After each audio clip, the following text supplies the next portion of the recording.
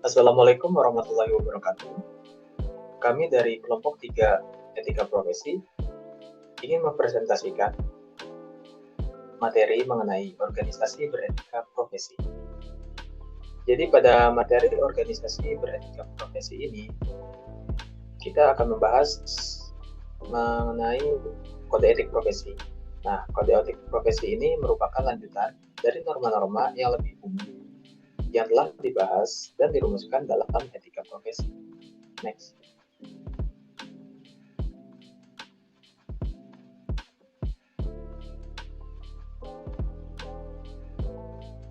Sebelumnya, kami akan memperkenalkan masing-masing dari anggota tim kami. Perkenalkan, nama saya Dias Bintang Esa Suryawan. Saya dengan NIM-nya 225 150 300 111 036. Selanjutnya, perkenalkan, nama saya Haryulian Syananda Putra dengan NIM 225 150 30 1111 024. Selanjutnya, nama saya Pratama Putra Natatirana dengan NIM 225 150 30 1111 025. Selanjutnya saya Muhammad Dulam Syarif dengan NIM 22515 030 7111 050. Next.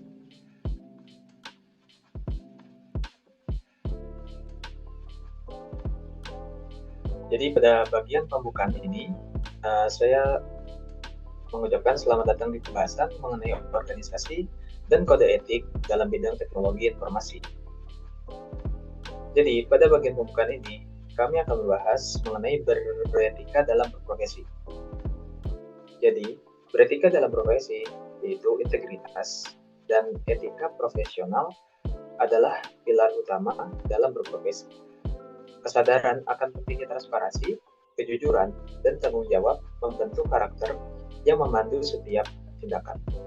Etika dalam berprofesi tidak hanya kewajiban formal, tetapi juga mencerminkan nilai-nilai yang mengakar, membangun kepercayaan, menciptakan lingkungan kerja yang sehat, dan memandu keputusan dengan pertimbangan etis. Next.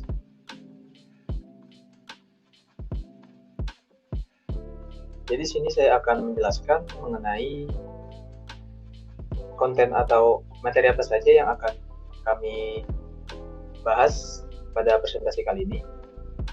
Jadi di sini beberapa materi yang akan kami bahas pada presentasi kali ini. Semua materi yang akan kami sampaikan semuanya berasal dari makalah yang telah kami buat yang merupakan hasil rangkuman dari beberapa kutipan artikel terkait. Materi yang pertama itu latar belakang. Yang kedua, kode etik profesi TI. Yang ketiga, etika profesi teknologi informasi. Yang keempat, organisasi dan asosiasi. Dan yang kelima, perkembangan profesi teknologi informasi. Serta yang terakhir, kesimpulan dan pembahasan. Next.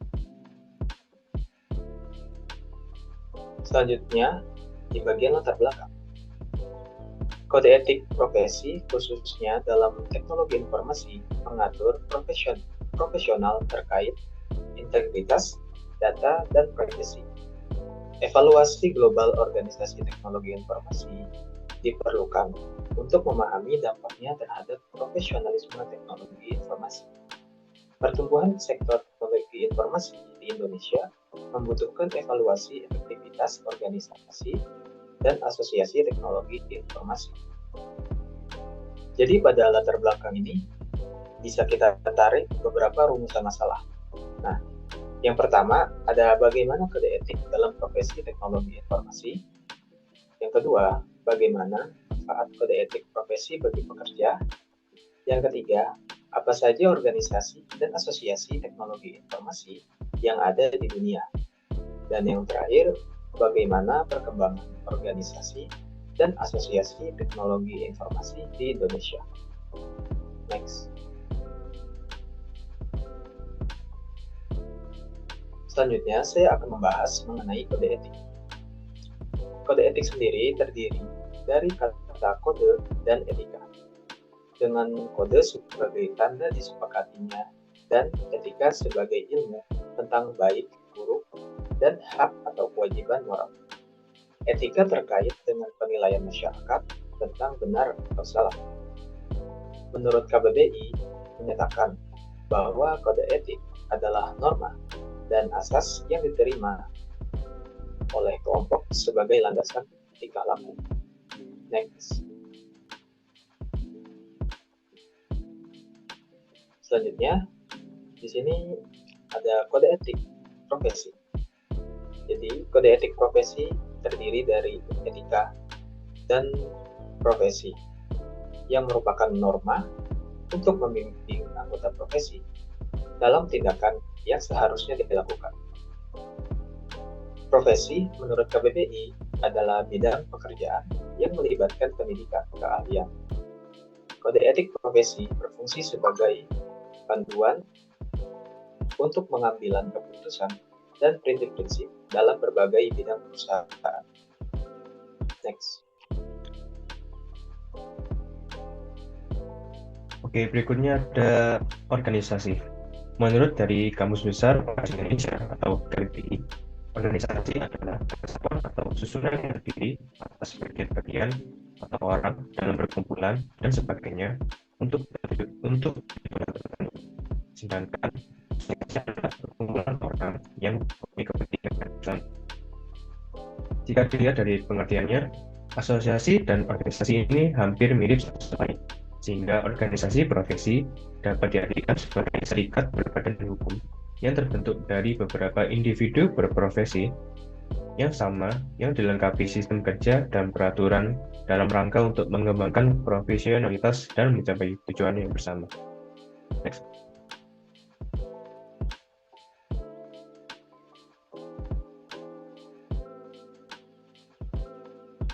Dan berikutnya ada kode etik profesi teknologi informasi.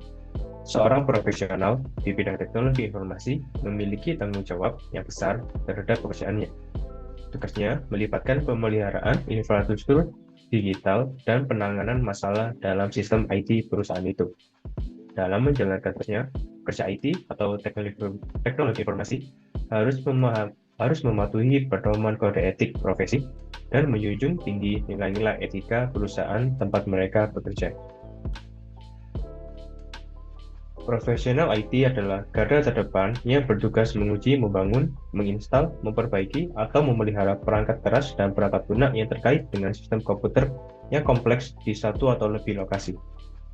Sehingga pekerja profesional akan dibatasi dan terikat oleh pedoman kode etik profesi. Pekerja dituntut untuk menjunjung tinggi kode etik profesi perusahaan di tempat kerjanya. Next. Dan berikut adalah beberapa contoh etika profesi di beberapa profesi teknologi informasi. Yang pertama ada sistem analis. Sistem analis adalah profesi yang menggunakan teknik analisis dan desain untuk memecahkan masalah menggunakan teknologi informasi. Kemudian mengidentifikasi perbaikan sebuah organisasi dan kemudian merancang sistem untuk menerapkan perubahan. Next. Dan beberapa ada kode etik dari sistem analis. Yang pertama adalah jelas dan akurat, yang artinya tidak boleh dengan sengaja membuat sistem yang membingungkan atau tidak akurat. Kemudian ada legalitas, yaitu tidak boleh menggunakan sistem dengan hak cipta kecuali telah membeli atau telah meminta izin kepada yang telah mempunyai hak ciptanya. Lalu kemudian ada transparansi, yaitu tidak boleh mencari keuntungan tambahan dari proyek dan dana tambahan dari berbagai pihak eksternal di luar perjanjian dan kontrak. Lalu yang keempat ada privasi, yaitu tidak boleh membocorkan data-data penting karyawan dalam perusahaan kepada pihak eksternal.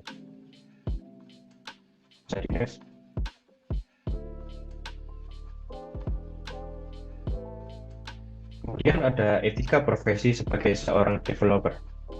Developer sendiri adalah profesi yang menciptakan sesuatu dengan komputer, seperti perangkat lunak, website, dan program lainnya. Developer ini memiliki spesialisasi masing-masing. seperti back-end developer, mobile developer, dan front-end developer, dan lain-lain. Next.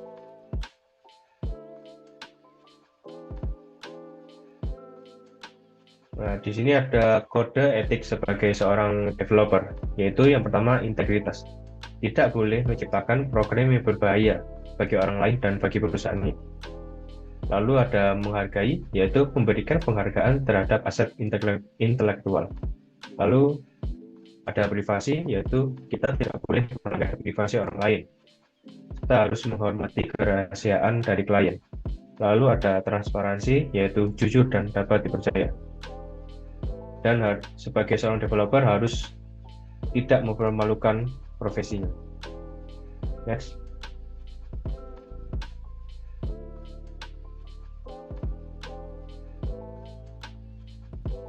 Lalu ada etika profesi sebagai web programmer. Web programmer adalah profesi di bidang IT yang mengkhususkan diri dalam pengembangan aplikasi dan sistem informasi berbasis web dengan model client server. Sebagai web programmer ini ada 3 jenis spesialisasinya, yaitu yang pertama adalah front-end web developer, kemudian ada back-end web developer, dan full stack web developer atau gabungan dari front-end dan juga back-end. Bisa dilanjut.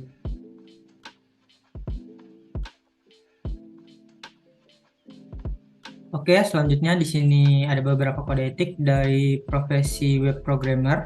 Yang pertama ada tepat waktu, yaitu berkewajiban memastikan proyek yang dikerjakan bisa selesai dan bisa digunakan oleh klien. Seperti yang kita tahu, keteraturan waktu bukan hanya menunjukkan profesionalisme, tetapi juga menghormati waktu orang lain. Dalam lingkungan kerja, kedisiplinan waktu sangat penting untuk menjaga efisiensi dan produktivitas. Lalu yang kedua di sini ada privasi, yaitu berkewajiban menjaga kerahasiaan data yang dibocorkan klien selama pengembangan proyek. Melindungi privasi merupakan kewajiban dan hak setiap individu. Dalam lingkungan kerja, kita perlu menghormati dan menjaga kerahasiaan informasi pribadi, baik dari rekan kerja maupun pelanggan. Lalu yang ketiga ada memandu. Memandu di sini berarti memandu klien untuk dapat menggunakan web yang dikerjakan. Sebagai seorang profesional, kita memiliki tanggung jawab untuk memberikan bimbingan dan dukungan kepada rekan kerja atau klien. Memberikan panduan dengan jujur dan peduli akan memperkuat hubungan profesional dan menghasilkan lingkungan kerja yang positif. Lalu selanjutnya ada keberlanjutan, yaitu memastikan web tetap dapat digunakan seterusnya. Dalam konteks kode etik keberlanjutan mengacu pada membangun solusi yang dapat bertahan dan berkembang seiring waktu. Tidak hanya menulis kode yang dapat berjalan hari ini, tetapi juga memastikan bahwa proyek-proyek nantinya dapat dielucidasi, diperbarui, dan dikelola dengan mudah di masa depan. Kode etik ini bertujuan untuk menciptakan ekosistem web yang berkelanjutan, aman, dan bermanfaat bagi semua pemangku kepentingan. Lalu selanjutnya ada etika profesi seorang network engineer. Seorang network engineer bertanggung jawab mengelola jaringan telekomunikasi dalam sebuah organisasi. Mereka memiliki keahlian dalam perangkat keras dan perangkat lunak jaringan, serta bertugas merancang, mengimplementasi, dan memelihara infrastruktur untuk mendukung konektivitas efisien. Lalu di sini ada beberapa kode etik dari profesi seorang network engineer.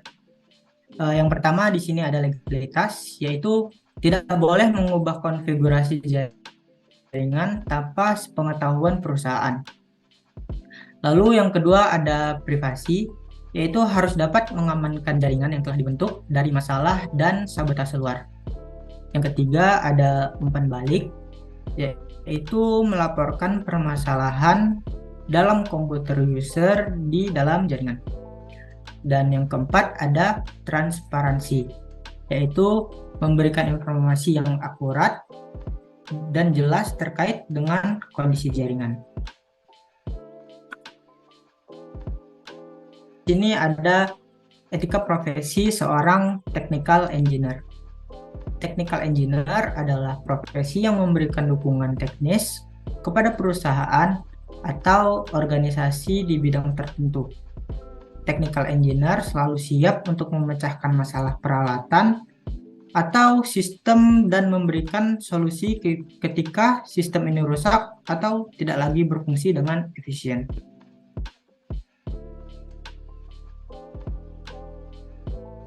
Lalu di sini ada beberapa kode etik dari profesi seorang technical engineer. Yang pertama ada transparansi, yaitu jujur dan realistis dalam menyatakan klaim menurut data yang tersedia. Lalu yang kedua ada inovasi, yaitu mengembangkan pemahaman teknologi dan aplikasi yang sesuai dan kemungkinan konsekuensinya. Lalu yang ketiga ada keberlanjutan. Keberlanjutan di sini memiliki arti yaitu mengembangkan kompetensi teknis melalui pelatihan atau pengalaman. Lalu ambil tugas teknologi sesuai kualifikasi serta akui keterbatasan relevansi secara terbuka. Yang keempat ada umpan balik, yaitu mencari, menerima, dan menawarkan kritik pekerjaan teknis, mengakui dan memperbaiki kesalahan, dan menghargai kontribusi orang lain. Lalu selanjutnya di sini ada menjaga nama baik, harkat, dan martabat. Kode etik profesi berguna untuk mengidentifikasi tindakan yang baik dan tidak baik dalam dunia pekerjaan. Seorang pekerja yang baik mampu menjalankan kode etik dengan baik. Reputasinya sebagai seorang pekerja yang baik akan dikenal oleh banyak orang. Dengan menjaga nama baik ini, akan ada berbagai keuntungan yang dapat diperoleh. Oleh karena itu, setiap pekerja selalu bersikap tanggung jawab dalam menjalankan kode etik profesi yang telah ditetapkan. Selanjutnya di sini ada lingkungan kerja semakin terjaga dan profesional. Apabila semua pekerja dalam suatu perusahaan mematuhi kode etik profesinya, lingkungan kerja akan menjadi lebih terjaga karena masalah dapat diminimalisir. Namun, situasinya akan berbeda jika terdapat individu yang melanggar kode etik dan menciptakan masalah. Hal ini akan menciptakan suasana kerja yang tidak nyaman dan menghambat kemampuan dalam menjalankan tugas.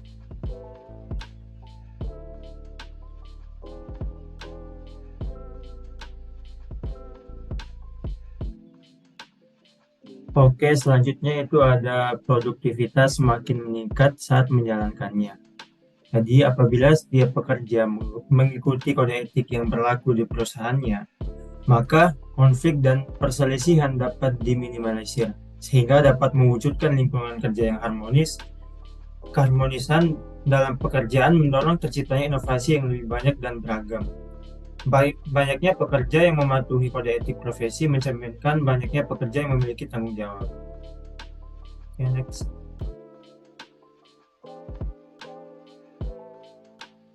Oke, jadi ini merupakan beberapa organisasi dan asosiasi yang ada di Indonesia, seperti Ikatan Audit Sistem Informasi Indonesia, yang dimana Asosiasi Auditor Sistem Informasi di Indonesia yang didirikan pada 20 Mei 2004, yang memiliki tujuan untuk meningkatkan jumlah dan mutu auditor untuk mengawasi perkembangan sistem informasi. Selanjutnya itu ada IPKIN, yaitu Ikatan Profesi Komputer dan Informatika Indonesia. Jadi IPKIN ini merupakan organisasi IT di Indonesia yang didirikan pada tahun 1975. Tujuan dari berdirinya ini untuk mengembangkan teknologi informasi dan komputer dan untuk mendukung pembangunan nasional. Selanjutnya itu ada organisasi Ikatan Ahli Informatika Indonesia, di mana ini merupakan perkumpulan ahli informatika di Indonesia sejak 2 Mei 2014, yang dimana dia berusaha untuk meningkatkan peran dan kemakmuran bangsa melalui kontribusi dalam transformasi digital. Okay, next. Nah, organisasi lainnya juga itu ada ASPILUKI atau biasa kita kenal Asosiasi Piranti Lunak Telematika Indonesia. Jadi ASPILUKI ini dipimpin oleh Jarod Subiantoro, di mana asosiasi perusahaan piranti lunak dan jasa teknologi informasi yang berperan dalam komunikasi, konsultasi, dan koordinasi antar anggota. Selanjutnya itu ada Asosiasi Penyelenggaraan Jasa Internet Indonesia. Jadi APJI ini berdiri sejak 15 Mei 1996, di mana asosiasi yang memegang peranan dalam pengembangan jaringan internet di Indonesia dengan program kunci seperti menentukan tarif jasa internet dan mendirikan pusat informasi serta pertukaran internet. Okay, next.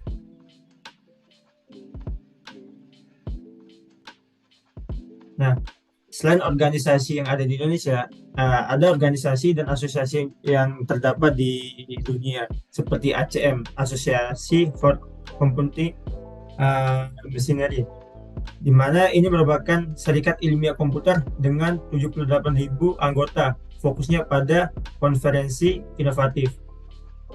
Kemudian ada organisasi IEE. Organisasi ini merupakan insinyur internasional yang mengembangkan teknologi dan standar di berbagai bidang. Kemudian ada East Asia Regional Computer Confederation, di mana ini merupakan himpunan profesional IT di Asia Tenggara dengan konferensi 2 kali setahun dan peran dalam standarisasi pekerjaan di teknologi informasi. Next.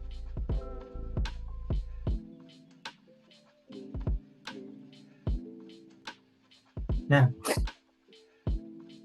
dari tahun 1962 sampai dengan 1990, PT Stanford Indonesia memicu pertumbuhan penggunaan komputer.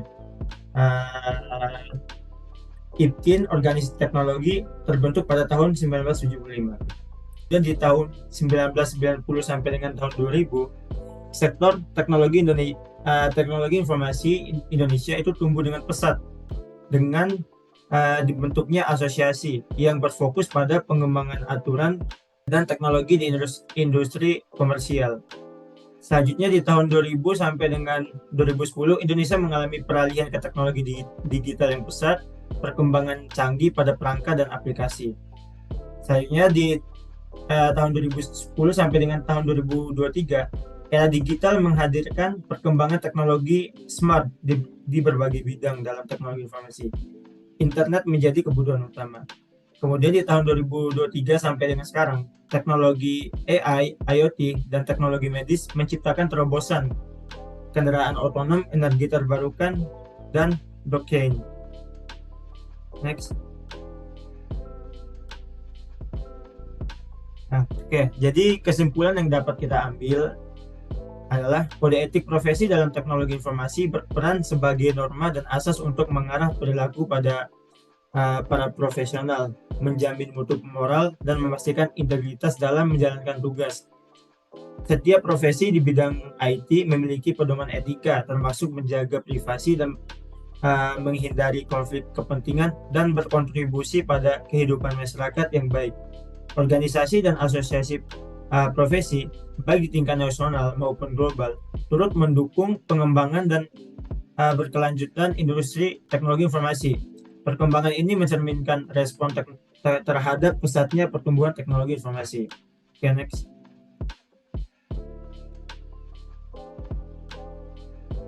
Oke, mungkin terima kasih, sekian yang dapat kami sampaikan. Lebih dan kurangnya mohon maaf. Wassalamualaikum warahmatullahi wabarakatuh.